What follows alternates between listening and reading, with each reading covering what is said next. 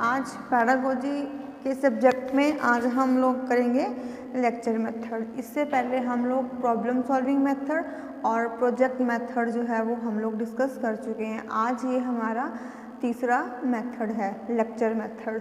ठीक है, तो लेक्चर मेथड है, बहुत इजी है। आप लोगों ने बहुत बार ये लेक्चर वर्ड सुना होगा कि लेक्चर हर टाइम जो है पेरेंट्स आपको लेक्चर देते हैं, टीचर्स आपको लेक्चर देते हैं, तो लेक्चर वर्ड से आप लोग बहुत ज़्यादा फैमिलियर हैं। ठीक है, तो आज इसको in the form of question और मेथड की फॉर्म में पढ़ते हैं कि एक्चुअली लेक्चर मेथड होता क्या है। तो लेक्चर वर्ड जो है एक लैटिन वर्ड से ड्राइव्ड है, इसका मीनिंग है लेक्टेर। लेक्टेर वर्ड है एक लैटिन वर्ड जिससे लेक्चर वर्ड निकल कर आया हुआ है। इसका मतलब है रीड आउट, कि यहाँ पर क्या करना है, रीड आउट करके आपको टीचिंग करानी है, आपको समझाना है कि जस्ट रीड आउट करो, रीडिंग करनी है और बच्चों को अंडरस्टैंडिंग जो है इस्टेब्लिश करनी है। It simply means an instructive disclosure और to read aloud. It refers to the teaching procedure involve in the clarification of a explanation. ठीक है, to the student in detail with example and illustration. Here teacher क्या करेगा, ये teacher just read aloud to the concept for clarifying कि आपको concept जो हैं वो क्लैरिफाई कराने हैं with the help of examples, illustration, by a story.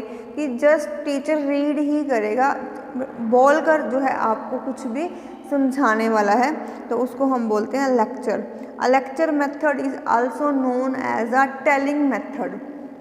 ठीक है, it's not a particular story telling but it's just a telling method और अ कन्वर्सेशनल मेथड।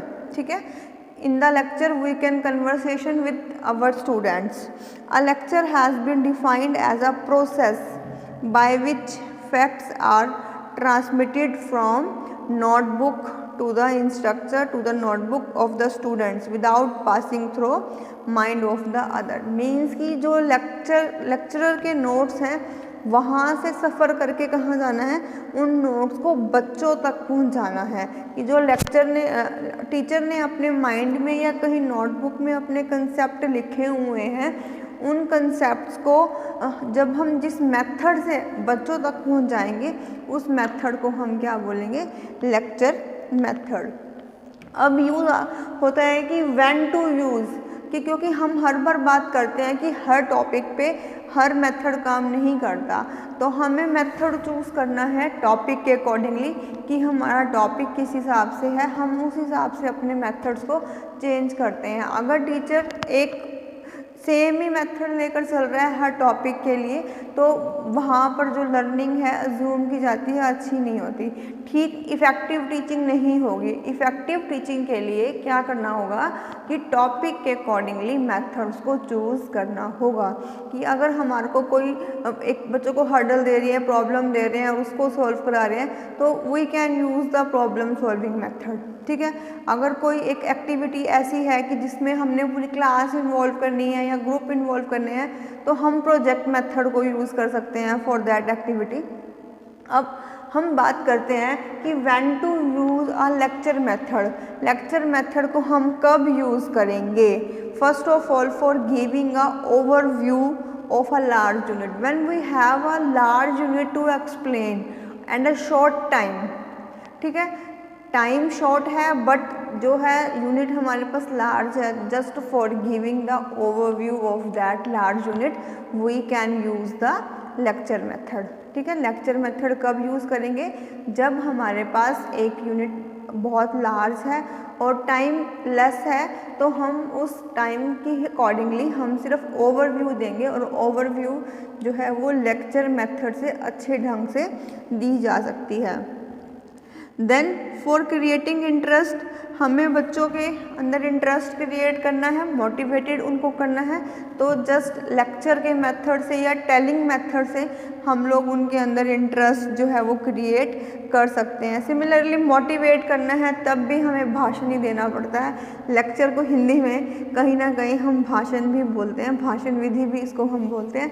तो जब हमें बच्चों के अंदर इंटरेस्ट क्रिएट करना है या उनका इंटरेस्ट अराउज करना है, बाहर निकालना है, तब हम लेक्चर मेथड का यूज़ करते हैं। और जब हमें उन्हें मोटिवेटेड करना है, हमें उन्हें कुछ इंस्पिरेशन देनी है, तो हमें इंस्पिरेशन के लिए भी कहानियाँ ही, कथाएँ ही सुनानी पड़ती हैं, बतानी पड़ती हैं, तब जाके बच्चे जो हैं वो मोटिवेटेड होते हैं। ठीक है। For clarifying the main concept, जब भी कोई कंसेप्ट बहुत मेन होता है, जब हमें उसे एक्सप्लेन करना पड़ता है, then we use lecture method. For saving the time of the people, अभी हम वही बात कर रहे हैं कि लेस टाइम है, यूनिट बहुत ज़्यादा है, तो हम जस्ट ओवरव्यू दे रहे हैं। दैट टाइम क्या हो रहा है कि बच्चों का टाइम कहीं ना कहीं पर सेव हो रहा है, और वो टाइम जो है लेक्चर मेथड की हेल्प से सेव हो सकता है, क्योंकि उस टाइम में टीचर सिर्फ अच्छे से समझा देता है, तो बच्चे उसको अगर अच्छे से सुन लेते हैं तो वो यूनिट बच्चों की अच्छे से हो जाती है। ठीक है। फॉर प्रोवाइडिंग अ बैकग्राउंड, कि हमें किसी की बैकग्राउंड समझानी है, कोई कंसेप्ट समझाना है, उससे पहले हमें उसकी बैकग्राउंड, उसकी हिस्ट्री समझानी है, तब भी हम क्या करेंगे, तब भी हम लेक्चर मेथड यूज़ करेंगे। फॉर एक्सपेंडिंग कंटेंट, जब हमें कोई कंटेंट को एक्सपेंड करना है, कंटेंट एक ही है, उसके बारे में ब्रीफली हमें एक्सपेंड करते जाना है, कंटेंट को हमें उसके बारे में बताना है, तब भी हम क्या करेंगे, लेक्चर मेथड यूज़ करेंगे। Here now methods of presenting a good lecture, कि हम कैसे एक गुड लेक्चर को प्रेजेंट कर सकते हैं, क्या क्वालिटीज़ होनी चाहिए कि जिसके थ्रू हम कह सकते हैं कि लेक्चर जो है वो बेस्ट था, या लेक्चर की प्रेजेंटेशन जो है वो अच्छी थी। तो क्या क्राइटेरिया है? फर्स्ट ऑफ ऑल है use of simple language. When ever you go for any lecture, आप हमेशा ध्यान रखोगे कि लैंग्वेज आपकी सिंपल होगी।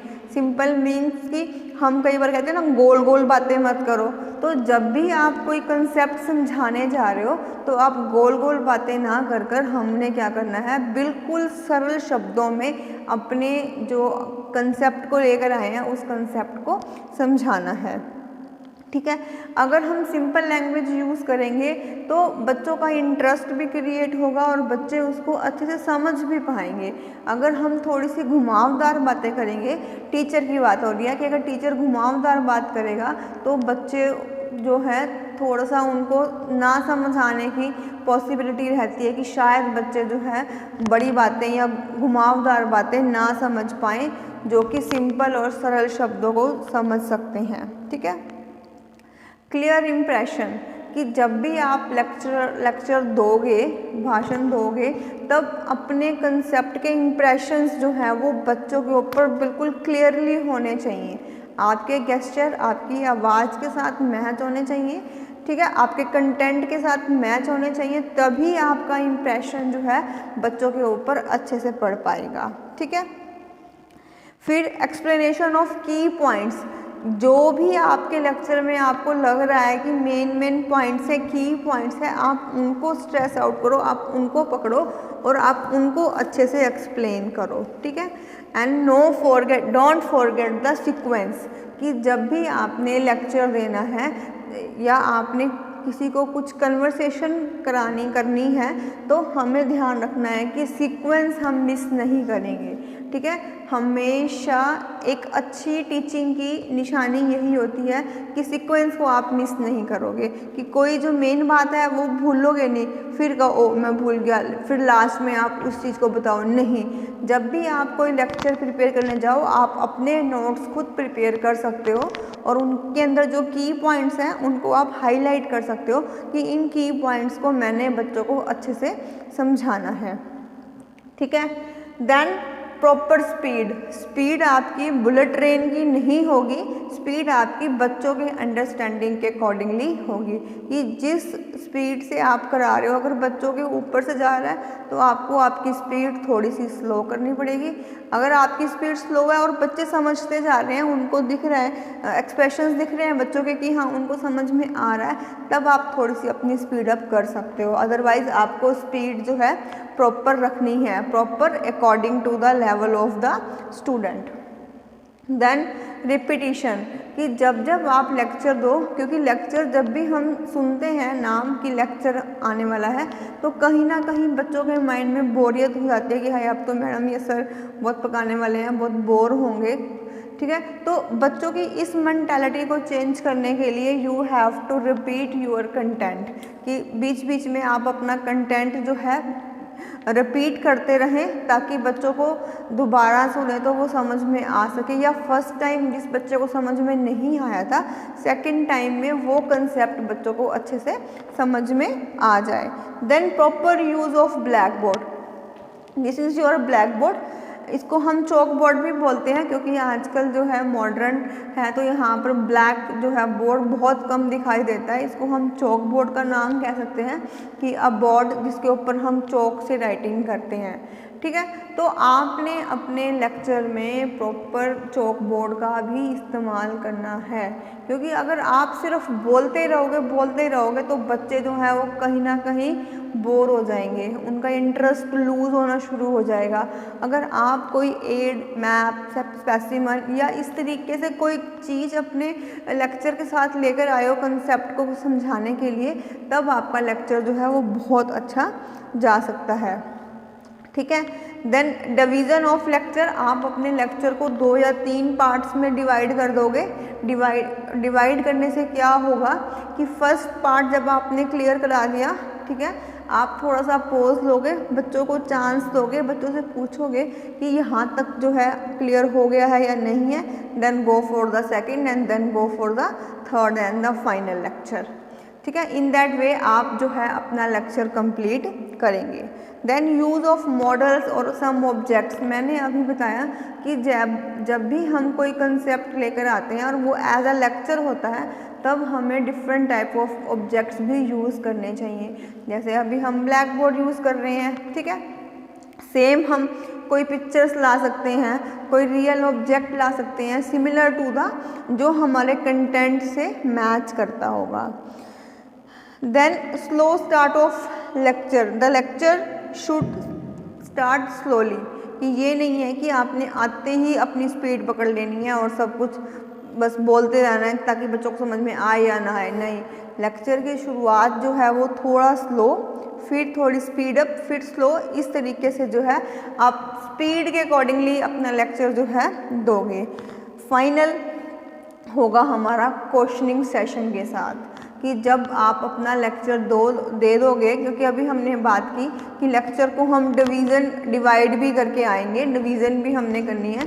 तो फर्स्ट डिवीज़न जहाँ हमारे अकॉर्डिंगली जहाँ ख़त्म हो रही है, आप वहाँ पर क्वेश्चनिंग करोगे ताकि बच्चों को समझ में आ सके और बच्चे अटेंटिवली सुन सके और आपको भी आपकी फीडबैक उसी टाइम मिल सके कि बच्चों को समझ में आ रहा है या नहीं आ रहा। ठीक है, तो ये मेथड आप लोगों ने बहुत बार सुना है, तो आप इसकी मेरिट्स भी अच्छे से जानते होंगे। फर्स्ट मेरिट इसकी है direct contact between teacher and the student, as in the project method और problem solving method there is a no contact, direct contact जो था टीचर और बच्चों के बीच में नहीं था। But in the lecture method यहाँ पर क्या होगा, डायरेक्ट कॉन्टैक्ट है, कहाँ पर, टीचर और बच्चों के बीच में। Helpful in making the lesson interesting, अभी हम बात कर रहे थे कि लेसन को इंटरेस्टिंग बना सकते हो, आप क्वेश्चनिंग कर सकते हो, आप रिपीटिशंस कर सकते हो, आप कोई ऑब्जेक्ट यूज़ कर सकते हो।